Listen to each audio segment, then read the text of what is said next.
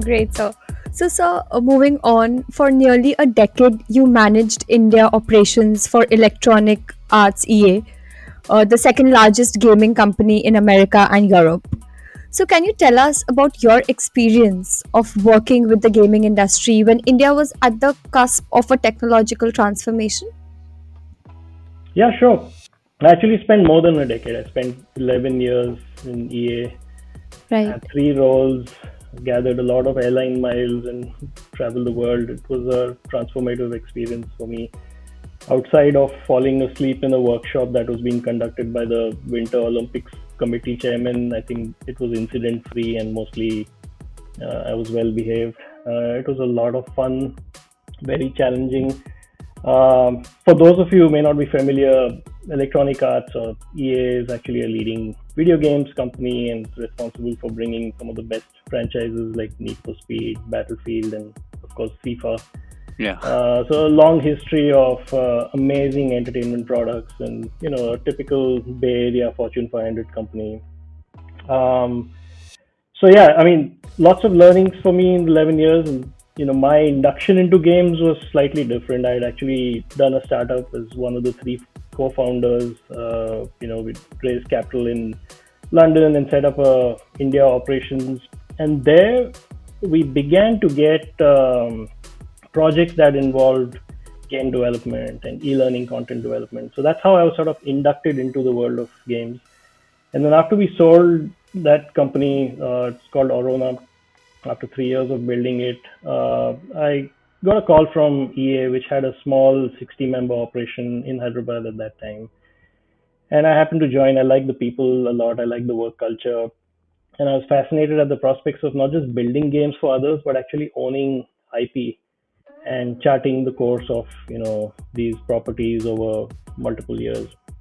So I grew that operation to about 700 in a few years because I felt like we were under leveraged in India. There was scarcity of talent in those days in India. Now we've got some of the world's best, practitioners in the gaming industry for sure. But we hired a lot of raw talent, some amazingly, talented folks, and we paired them up with experienced veterans from the industry from across the world. I hired some of them, to be relocated in India to work along with the teams, and some of the team members and we traveled the globe, and basically it was all about getting exposure, right? So EA comprises of different studios. EA Sports has a different work culture. The folks working on casual games have a different work culture, and it's really the amalgamation of all of this diversity that creates the company that EA is. So yeah, that's basically what we did. And I think your question was around the technology changes in India at that time. Yeah. There were far too many changes that were going on, and very few people had a product-based mindset. Most of the industry was tuned towards working with clients and serving client needs, and nothing wrong with that. But when you have to chart your own course and be responsible for a product P&L, and when you're in the driving seat and you've got to decide for yourself what a 3-year strategy looks like for a technology product for customers that are not even in your country, they're very different from you. So you've got to abstract a lot of that through data science. That was a real challenge in those days, but it was a fun ride. So yeah. So it even looks like a fun ride. Yeah. So, since we're talking about this exciting industry, this gaming industry exists at a delightful junction of creativity, technology, and entertainment. And so like MICA prides itself on being the school of ideas, a place where creativity and all of those things come together. Yeah. So, sir, what parts of your time at MICA aided you in your career at Electronic Arts like EA? Yeah, I think I just read pages 173 to 231 from Philip Kotler's book, and that just set me up for gaming industry. No, that didn't happen.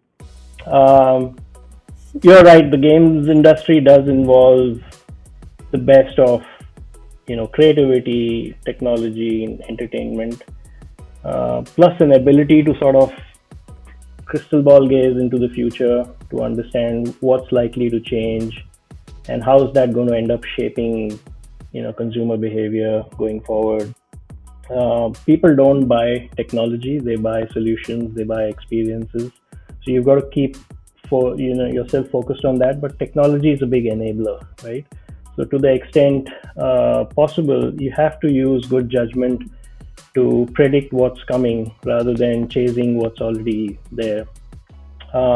Gaming itself has a deep influence on almost everything on the cutting edge of technology, whether it's non-fungible tokens today or VR and AR, and so many sort of precise customer behavior related computation using data science, and a lot of that stuff happens in games. Yeah. And I think here's the thing.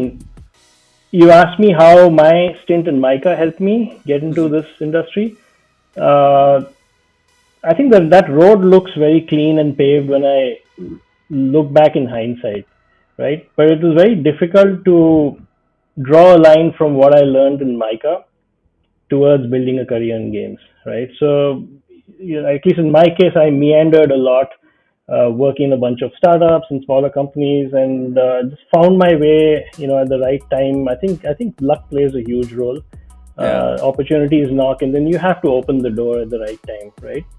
But there are functional skills that MICA equips you with, which is an appreciation for creativity, the ability to work with creative people, to not just endure those tensions, but to thrive in that environment, right?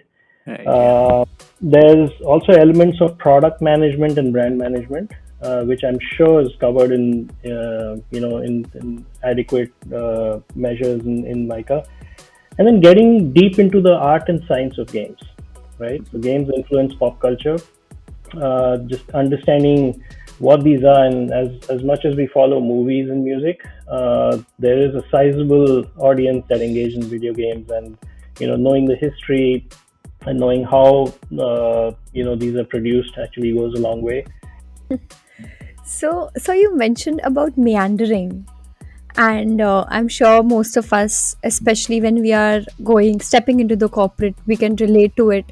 So, were you scared or were you afraid? Were there any inhibitions as such for the meandering factor, or were you open to such opportunities coming your way and embracing them? Or did you have a set industry or a specific domain that you really wanted to work?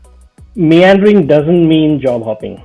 I want to make sure that's not the takeaway, right? I believe a lot in specialization.